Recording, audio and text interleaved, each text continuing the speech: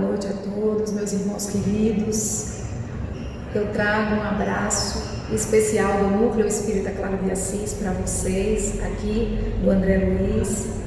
Uma boa noite a todos, que possamos ter alguns minutos de estudo, de aprimoramento da nossa trajetória espiritual, de conhecimento. Então, que Jesus nos abençoe, nos dê a sua paz para cada um de nós. Vamos conversar um pouco hoje sobre o tema que vocês estão vendo na tela, distúrbios do sentimento. Um tema que tem a ver com autoconhecimento e que especialmente é baseado nas obras de Joana de Ângeles, mas também na literatura espírita, do nosso Pentateuco e da literatura secundária trazida por André Luiz. Então, que tenhamos assim alguns minutos, possamos assim refletir um pouquinho acerca do momento e também de como anda o nosso mundo interior em tempos de isolamento social, O que é que significa essa expressão distúrbios do sentir? Segundo Marshall, fundador da comunicação não violenta, o estado natural do ser humano é a compaixão. Já Joana nos diz que o estado normal do ser humano é o amor, a harmonia. Então nós poderíamos deduzir que tudo que se afasta desse estado se contradiz com essa harmonia, com essa plenitude. Nós podemos dizer que é um processo de distonia das emoções, Então tudo que atrapalha esse estado interior de paz, nós podemos então dizer que não se harmoniza com o nosso sentir. São os distúrbios do momento que muitos estão enfrentando, E existem muitas causas, segundo a doutrina espírita, em relação a essas distonias, tanto causas do ponto de vista externo quanto do ponto de vista interno. Em relação ao ambiente externo, nós poderíamos trazer como exemplo os choques perturbadores, estressores da vida comum, que todo mundo vivencia, Às vezes um luto, a perda de um emprego, a perda de um relacionamento afetivo, circunstâncias aos quais acontecem, estamos todos vivenciando altos e baixos aqui e acolá, E também em momentos como os atuais, nós poderíamos dizer que a atmosfera psíquica coletiva da Terra inteira, atualmente contaminada por vibrações, miasmas psíquicos de terror, de medo, de ansiedade, de angústia, Isso tanto provocado pelas formas de pensamento dos encarnados quanto dos desencarnados, deixa essa atmosfera densa, Vamos dizer assim, contaminada de morbos psíquicos que podem vir a somar ao estado emocional de cada um de nós, Em relação ao mundo íntimo, as questões do nosso mundo interno, podemos trazer como causas dessa desarmonia interior aqueles indivíduos que têm maior dificuldade para gerir o seu mundo interno, o seu mundo íntimo, por exemplo, Essa luta constante entre o ego e o self, nessa busca incessante entre o viver o hoje ou viver conforme o Evangelho, porque viver com hoje, muitas vezes, é o chamado do ego para atender às ilusões do mundo material, Enquanto viver o seu self,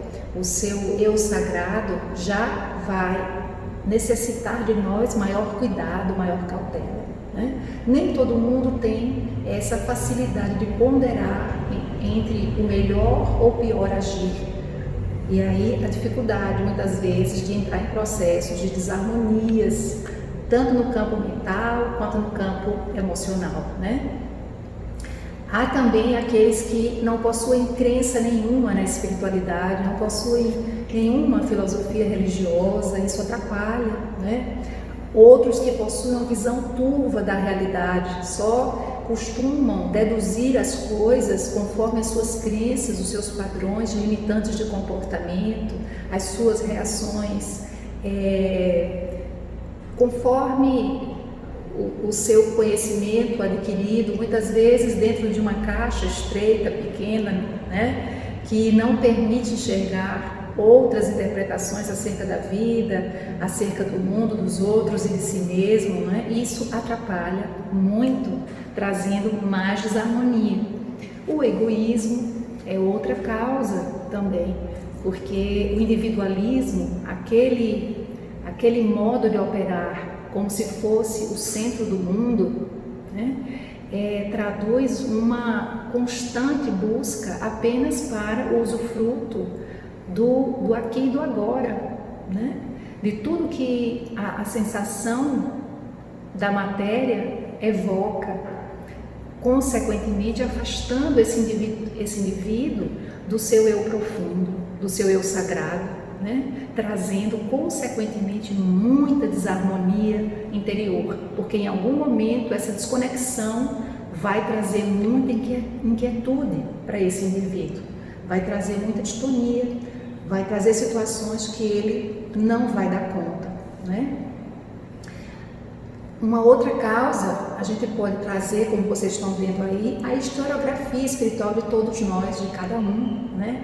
A sua caminhada evolutiva, traduzida em muitas idas e vindas do existir, que podem ser acumuladas de experiências felizes ou infelizes, né?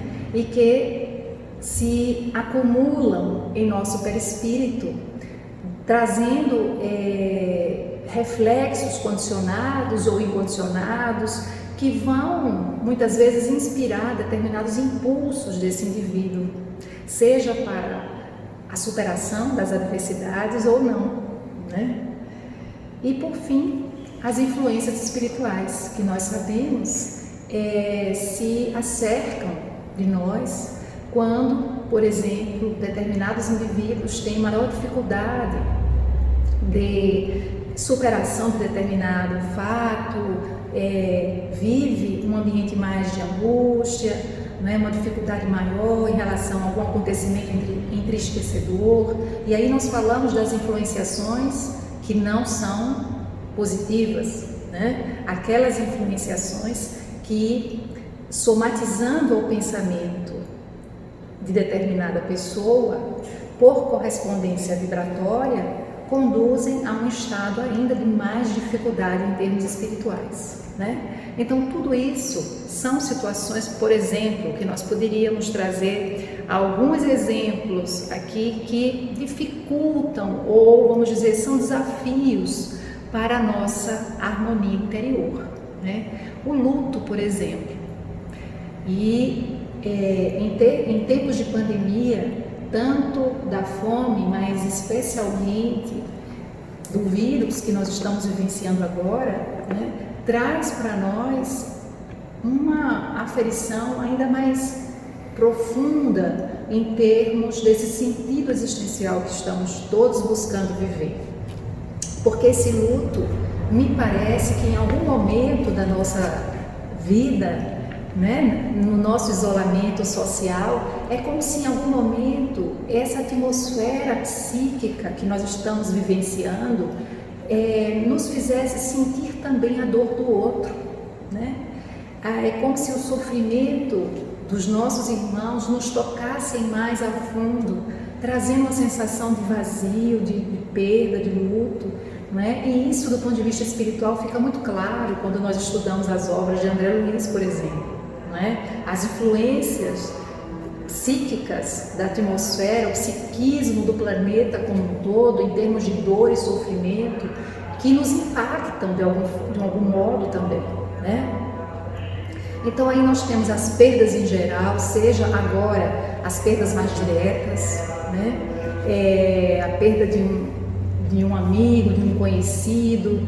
Nós agora que estamos recebendo notícias por todos os lados, né, acerca de colegas que já estão desencarnando em relação a pandemia, em decorrência da contaminação, né, do coronavírus. Então são situações que impactam emocionalmente a todos nós, né? E aí vem como exemplificação também as ideações suicidas, onde também nesse momento alguns, em sua maior ou menor fragilidade emocional, começam a cultivar essas ideações lamentáveis, né, de fuga da vida, onde nós temos 30% dessas pessoas que cultivam ideações suicidas que vêm a, de fato, praticar o suicídio, o que é lamentável, né? Há também como exemplo o estado de euforia alternado com tristeza crônica, muito comum, né? Principalmente nesse momento de limite do nosso ir e vir. O indivíduo fica alternando, muitas vezes nem tem estados de bipolaridade, mas começa a adquirir, porque faz parte desse processo de reavaliação do seu emocional. É como se o nosso emocional estivesse sendo chacoalhado a todo tempo, né, por emoções das mais diversas possíveis, né? O estado de culpa delirante também, que atrapalha muito, e geralmente isso é de forma inconsciente. A angústia, a tristeza mórbida, a timidez, são estados emocionais que têm a ver com a culpa, né? E a culpa, por sua vez, é uma característica de uma autopunição, que esse indivíduo, lá no seu inconsciente, fica reverberando para si mesmo uma espécie de não perdão. É o estado do não perdão, né? Se nós pudéssemos traduzir assim, segundo Joana de Ângeles, pelos equívocos praticados em épocas transatas e que, apesar muitas vezes de não terem sido divulgados, muitas vezes não terem sido publicizados para os demais, ficou registrado no seu arcabouço consciencial, né? Trazendo para ele uma necessidade inconsciente de autopunição. E como é que isso se reverbera, se manifesta? Com os fenômenos da apatia, da tristeza mórbida, né? da angústia, que tem por trás esse estado de culpa delirante que nós estamos falando, né? Então temos também os transtornos do sono, o estresse físico ligado ao mobbing ou bullying, que nós sabemos é o terror psicológico, principalmente vivenciado agora pelos profissionais da saúde, por alguns familiares, né? E por cada indivíduo que, vivendo essa situação de estresse, que nós poderíamos dizer assim, é também uma situação de estresse, né? Pelas limitações, por todas as situações do momento, esses indivíduos muitas vezes não conseguem dar conta, né? E esses estados emocionais terminam criando essa pressão psicológica bem comum, bem presente em algumas pessoas, né? O estado melancólico persistente é aquela tristeza mórbida, né? Que não tem as suas causas no presente. Segundo Joana de Ângeles, o estado da melancolia é algo que já vem de muito tempo e que aos poucos se instala no psique desse indivíduo, operando efeitos para as reencarnações posteriores. Então são aquelas situações de dramas existenciais que esse espírito vivenciou, né, e que ainda não conseguiu superar, não conseguiu trabalhar para um realinhamento com a sua consciência e com a lei cósmica, não é? Então traduz-se em alguns momentos, por exemplo, do instante atual. Esses momentos servem como disparos psíquicos para evolar dentro dele esses estados de melancolia, que têm ligação com o seu passado espiritual, né? A distinia é outro exemplo também do estado de mau humor crônico, aqueles indivíduos que vivem em pessimismo constante e agasalham, por exemplo, as emoções do azedume, né? Da raiva, do ressentimento. Nossa, são emoções que nós precisamos cuidar, né? Precisamos estar atentos para esses processos não virem a desconectar-nos do nosso eu profundo, né? E por fim, o delírio persecutório, o transtorno de esquiva, que são patologias muito sérias daqueles indivíduos que se recusam a se relacionar uns com os outros. Então, tudo isso, além de muitos outros exemplos que nós poderíamos citar, são situações vivenciadas, que podem ser, inclusive, vivenciadas por cada um de nós e que, em um determinado momento, se não cuidado, tem o condão de desconectarmos, né? De modo que esses estados emocionais de quem vivencia essas situações, nós poderíamos dizer, são os estados do indivíduo que vive no não ser, né? Desconectado da sua essência divina.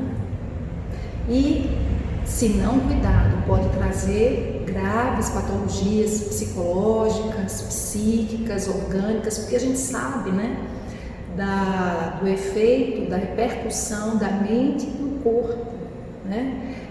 A psicologia espírita trabalha muito bem essa questão da ressonância do nosso pensamento no nosso organismo, né? O quimismo cerebral se altera, reduzindo a produção das dopaminas, causando reações fisiológicas em todas essas emoções que a gente citou aqui. A desconexão emocional, a perda da sua paz, da sua serenidade, da confiança, né, com estados de apatia, de vácuo emocional, causam alterações no quimismo cerebral, gerando uma perda dessa fortaleza interior, que culmina também numa perda da imunidade orgânica, causando uma série de enfermidades já conhecidas, né? Como as dermatites, como as cardiopatias, as fibromialgias, os distúrbios orgânicos do aparelho digestivo, né, do aparelho endócrino, do sistema nervoso central. Então, são enfermidades que têm muito a ver com o nosso sistema emocional mal administrado, né? E uma coisa interessante é que mesmo aquelas pessoas que adotam alguma espiritualidade, nós observamos que também podem apresentar-se, em determinado momento, inseguras, solitárias, depressivas, sem qualquer perspectiva de alegria de viver, temerosas, fugindo da vida.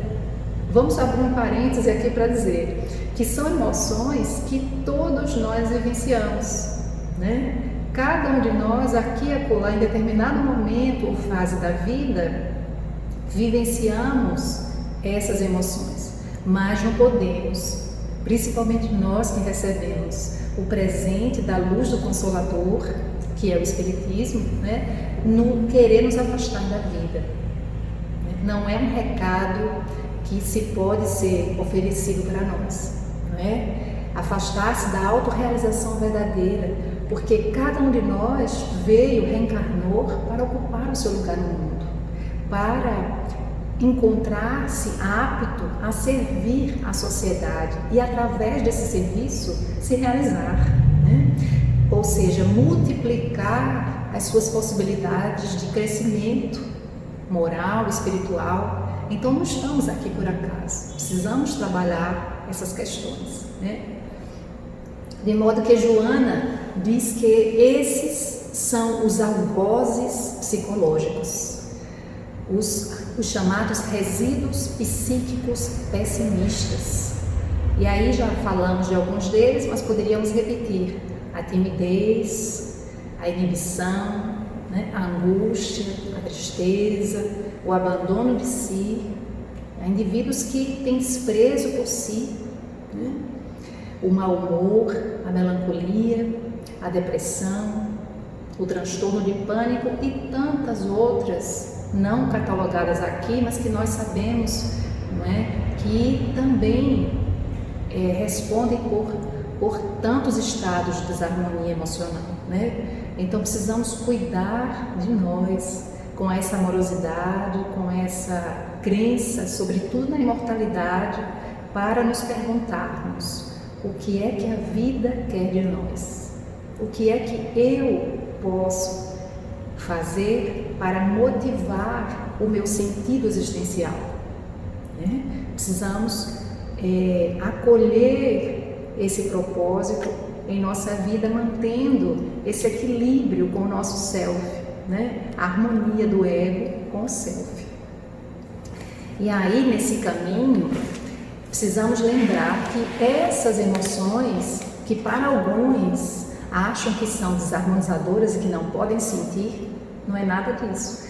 O medo, a raiva e a tristeza cumprem uma função evolutiva na nossa vida.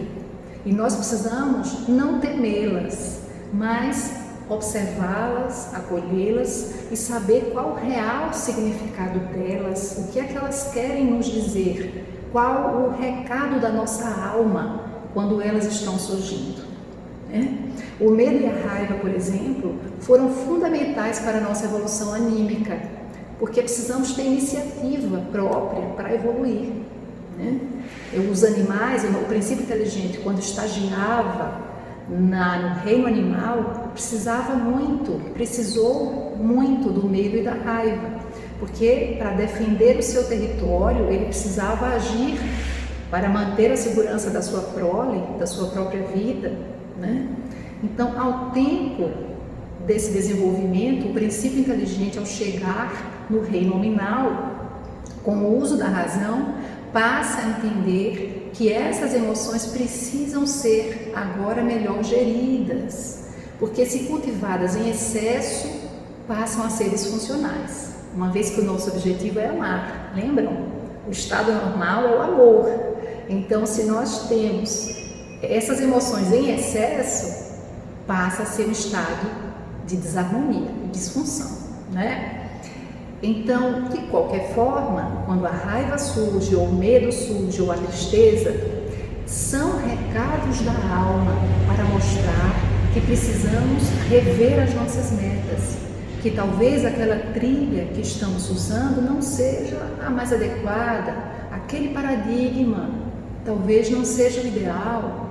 E olha, pessoal, até os espíritos superiores sentem tristeza, né? Quando os seus tutelados não seguem as suas orientações, as suas intuições, não é? Quando determinado projeto não vem a ter o êxito almejado, faz parte. A tristeza, a raiva, o medo fazem parte, são emoções primárias. Precisamos apenas observar o recado que eles querem nos fornecer, sem cultivá-los em demasia, né? E aí Joana vem complementando tudo isso, dizendo o seguinte para nós: os acidentes, os choques externos, como traumatismos cranianos, são exemplos também do que pode gerar uma desarmonia em nossa alma. E aí ela completa: os acidentes, os choques externos, como traumatismos cranianos, assim como eventos de natureza perinatal, a amargura da mãe que não desejava o filho, o pai violento, os conflitos domésticos, a insegurança no período da gestação, também são fatores capazes de desencadear transtornos de afetividade e de comportamento. E aí nós lembramos dessa relação muito importante da mãe com o filho, desde o período pré-natal, né? Onde até os dramas vivenciados por essa mãe nesse período da gestação influenciam no estado psíquico da criança, inclusive levando essas desarmonias para esse indivíduo na sua vida adulta, não é? Repercutindo inclusive no DNA desse filho, na formação dos seus aspectos de personalidade, né? Então nós precisamos estar atentos como é importante uma educação amorosa, cuidadosa, porém equilibrada, porque amor em excesso nós sabemos que também causam e podem causar distúrbios de personalidade, transtornos de afetividade, não é? Só que aí vem uma questão importante no Livro dos Espíritos para a gente refletir aqui hoje. Uma vez que a gente poderia pensar assim, já que tudo influencia, o pai influencia, a mãe influencia, né? O ambiente em que eu nasci influencia. Se eu nasci, por exemplo, numa condição de vida material mais difícil do que outros, influencia o meu estado emocional para superar hoje, por exemplo, um determinado problema.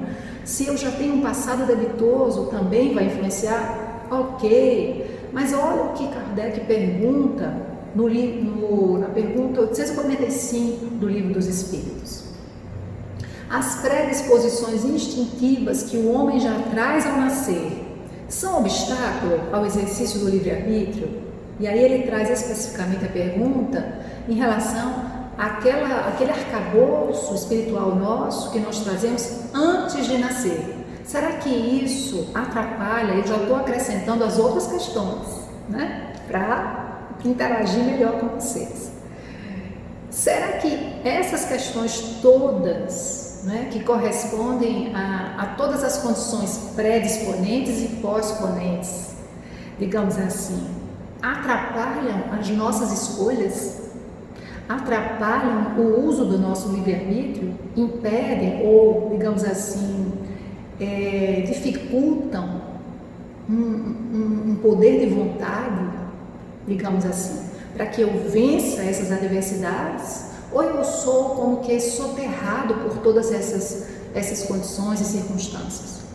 E os espíritos superiores responderam de forma muito sábia, né? O seguinte: as predisposições instintivas são as do espírito antes de sua encarnação. Ok, a gente já viu isso, conforme seja ele mais ou menos adiantado. Não há, porém, olha só, não há, porém, arrastamento irresistível quando se tem a vontade de resistir. Lembrai-vos de que querer é poder. Então nós vamos entender que todas as situações adversas que nós venhamos a viver, a passar por elas, nós podemos superar. O indivíduo tem em si toda a potência e os recursos capazes de superar e suplantar todas as situações difíceis que venha a passar. Basta a gente ter a coragem, né, de estimular essa vontade, né? E aí Joana nos lembra o seguinte: é preciso se permitir autoconhecer-se, é preciso aprender, é preciso errar, ter a coragem de reconhecer o erro e recomeçar, né? Aceitar a condição de que se é, como está, mas avançando sempre, sem autopunição, né? Com autoestima, com amor a si próprio, com jovialidade, com alegria de viver, com espontaneidade.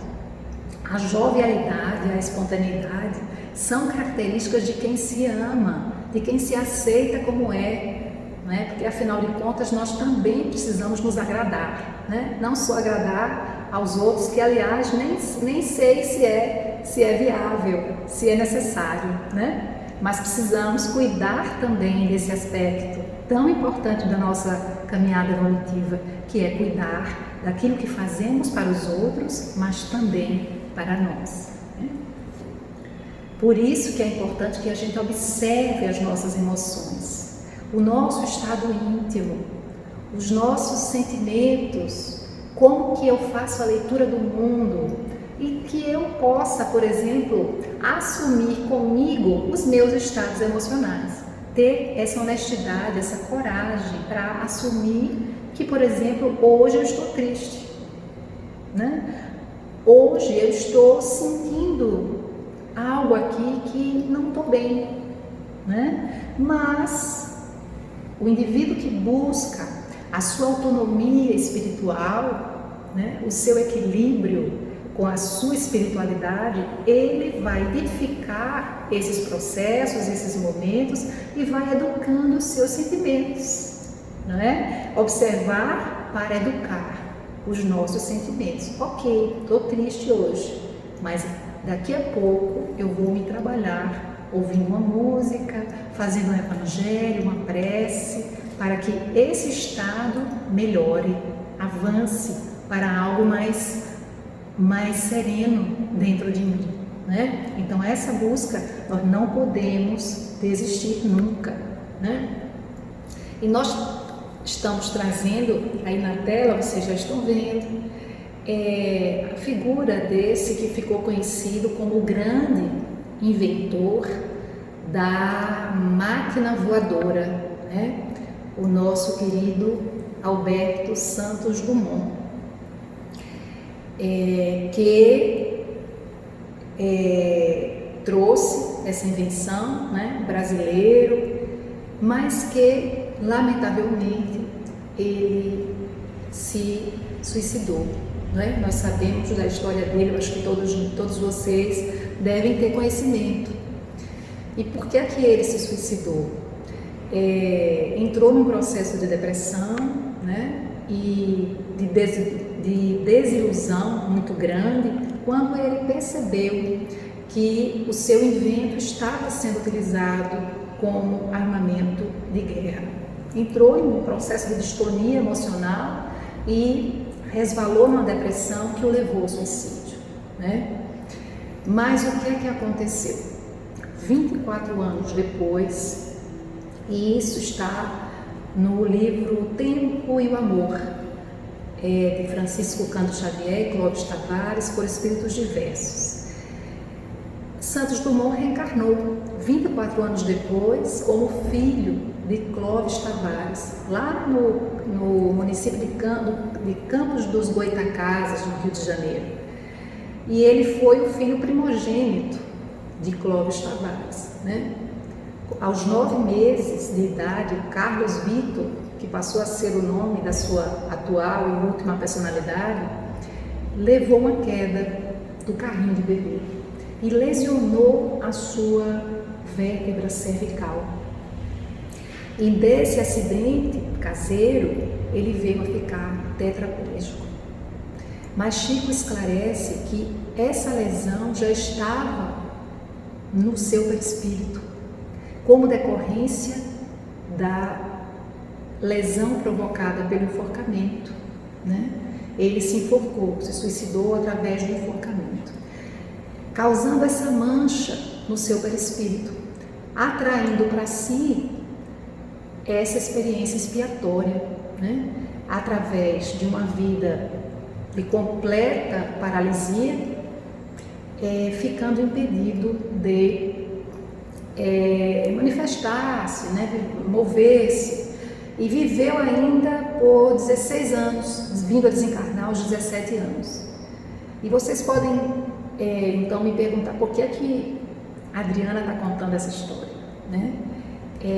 Porque mostra a beleza da doutrina espírita e da misericórdia de Deus, para nos mostrar que, apesar do ir e vir da nossa vida, dos altos e baixos, sempre teremos como recomeçar, como limpar da nossa alma todas as manchas que em algum momento nós estamos provocando, né? Então, eu achei importante a gente trazer esse exemplo, mas também esse que vocês já devem conhecer, do querido Flávio Migliaccio, né? Que há poucos dias também veio a fugir da vida pelas portas do suicídio, né? E nós não temos, meus amigos, condições nenhuma de julgá-lo, né? Nós não conhecemos, por exemplo, o seu mundo íntimo, como estava sendo gerido, se havia, o nosso irmãozinho,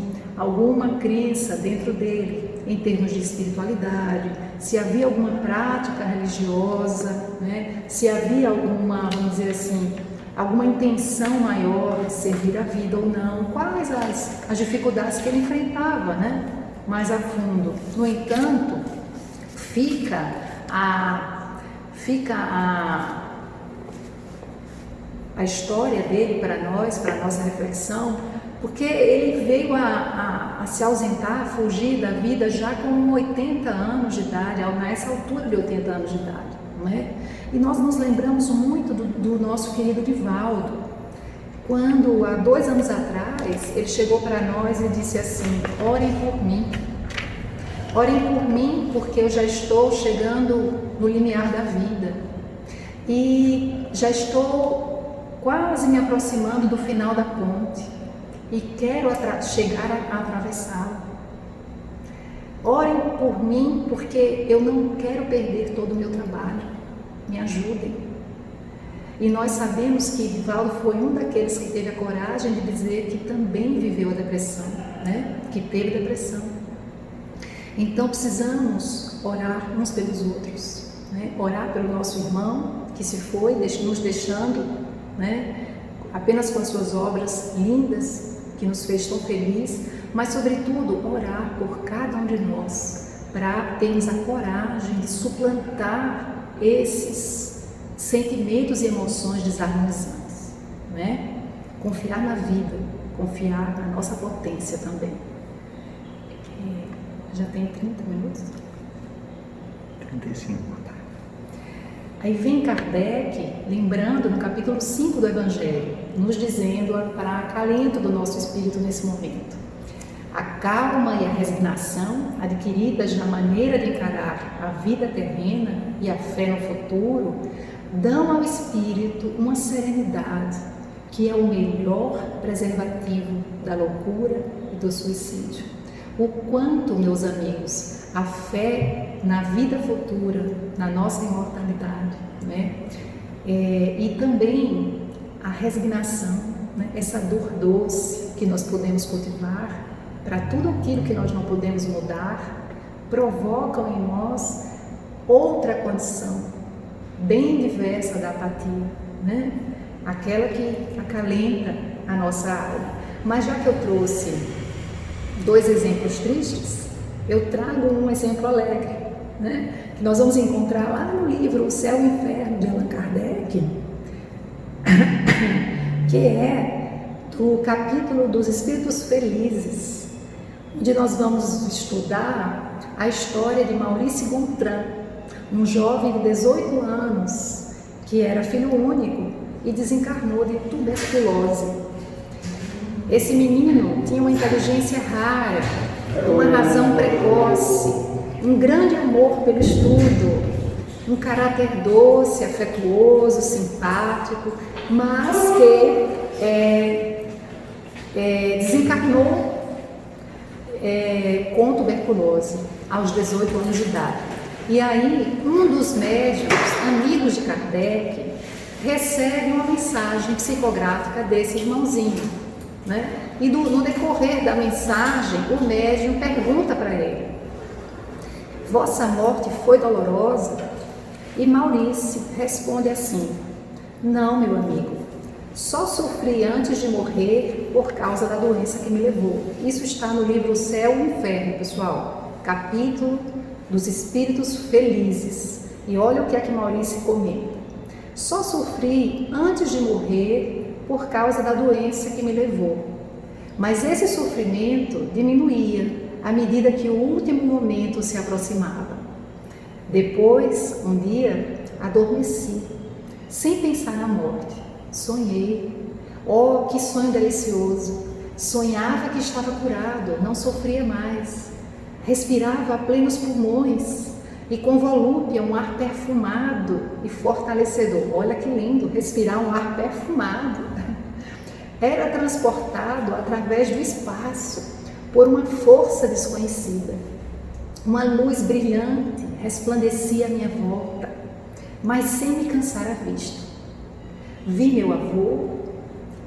Ele não tinha mais a figura descarnada, e sim um ar de frescor, de juventude. Estendeu-me os braços, apertou-me efusivamente contra o coração. Uma multidão de outras pessoas, de rostos sorridentes, o acompanhavam. Todas me acolhiam com bondade e benevolência. Parecia-me reconhecê-las, estava feliz em revê-las. E todos juntos trocávamos palavras e provas de amizade. Pois bem, o que eu acreditava ser um sonho era realidade. Eu não devia mais despertar na terra. Eu despertara no mundo dos espíritos. E olha que interessante. Essa foi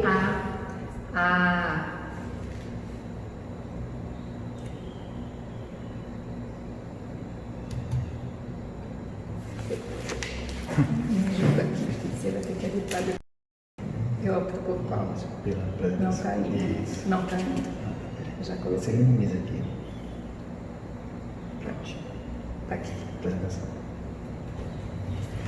Então, voltando um pouco, essa foi a mensagem que Maurício Bontan deixou, trouxe para nós, informando de como foi a sua passagem, né? No momento do desencarne, apesar de ter sofrido de tuberculose, né? E adentrar no plano espiritual e o que ele veio a encontrar. Mas a sua desencarnação decorreu de uma postura emocional, o que ele encontrou, né?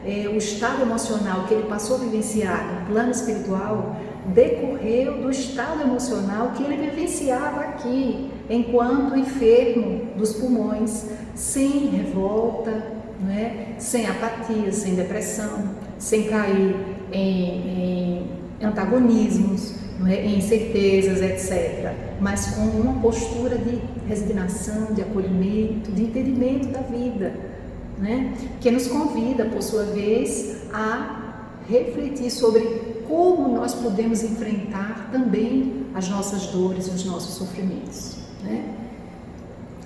Joana nos fala que a nossa alma tem possibilidades curativas imensas. Nós precisamos lembrar disso, porque em determinado momento, agora, principalmente, nós vamos ter que vivenciar, talvez, não é, meus irmãos, alguns momentos mais difíceis, né?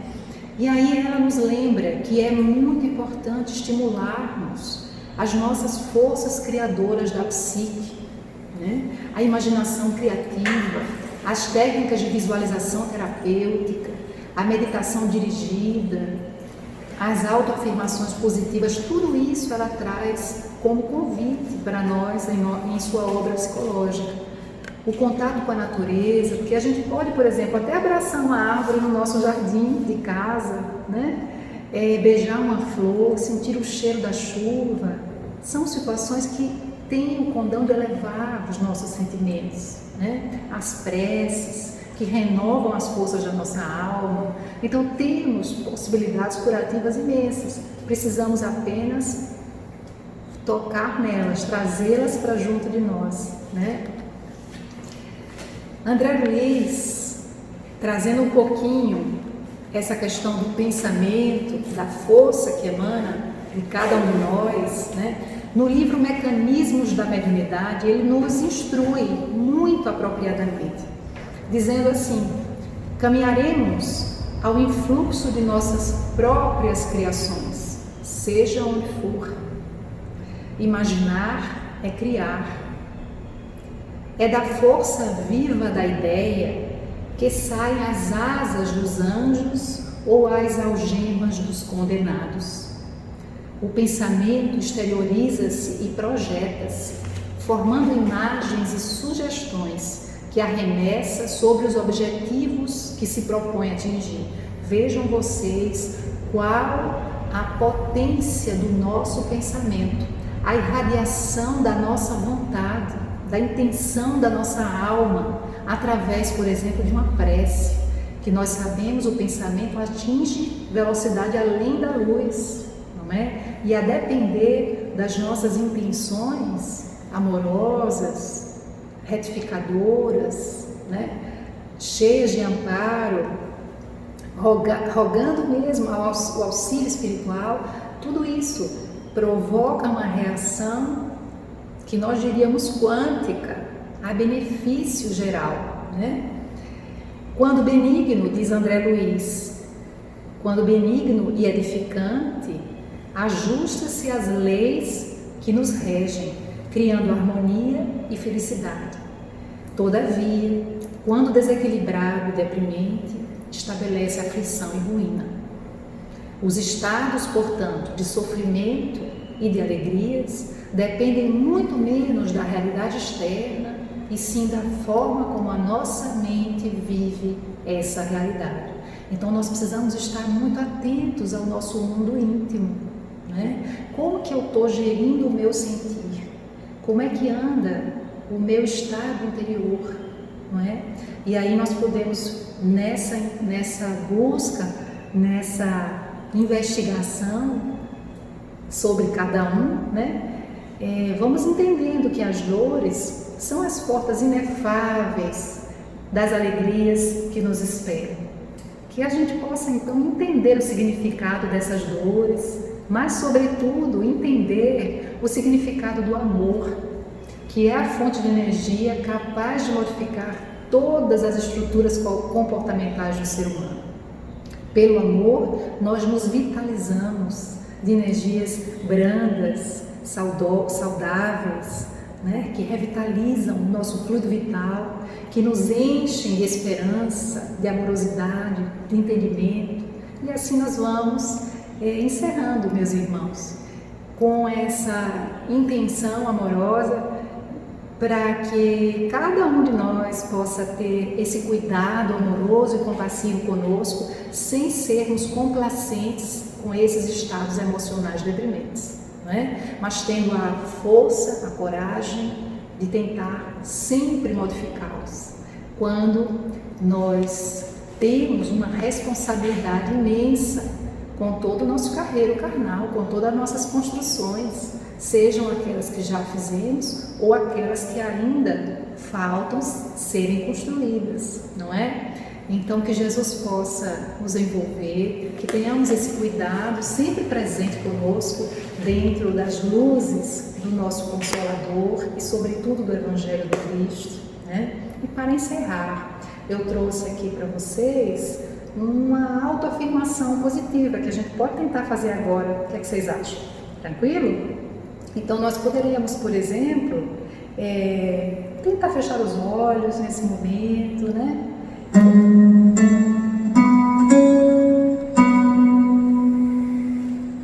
E aí nós podemos ir inspirando um pouquinho,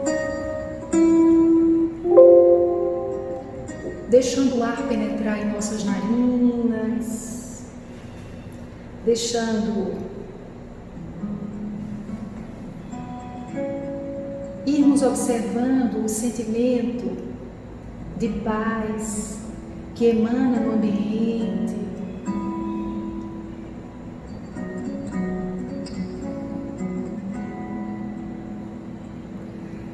E aí nós vamos inspirando e soltando o ar lentamente, buscando aquele espaço sagrado em nosso interior, onde nos leva a estado de paz e de harmonia, aquele estado de aurora nova que podemos ir cultivando dentro de cada um de nós, e possamos assim imaginar uma luz azul suave que vai banhando o nosso ser, renovando todos os nossos centros de força, nos energizando. E podemos assim, dentro dessa união conosco mesmo, com o nosso eu sagrado, afirmar para nós: há um sol dentro de mim. Eu nasci para amar. Eu nasci para servir. O mal que me fazem não me faz mal. Meu destino é a felicidade. E nós poderemos repetir essas autoafirmações que foram trazidas por Joana de Ângeles cotidianamente, todos os dias, ao amanhecer, ao adormecer, né? E assim nós vamos cultivando dentro de nós energias novas, revitalizantes. Tá bom, meus irmãos? Fiquemos todos com Deus. Podemos continuar com essa música suave e agradecer a Jesus. Mestre amado, que a tua paz imorredora, Senhor, possa permanecer conosco, que o teu amor doce e compassivo possa nos instruir sempre, Senhor. Agradecemos as imensas oportunidades de evolução que o Senhor tem nos ofertado. Te rogamos, Senhor, abre caminhos novos de entendimento, de pacificação para cada um de nós, que nessa paz sublime possamos permanecer hoje e para todos sempre. Muito obrigada, meus irmãos, a todos. Tenhamos uma boa noite, de muita paz, de muita harmonia. Fiquemos com Deus. Um abraço carinhoso e até uma outra oportunidade.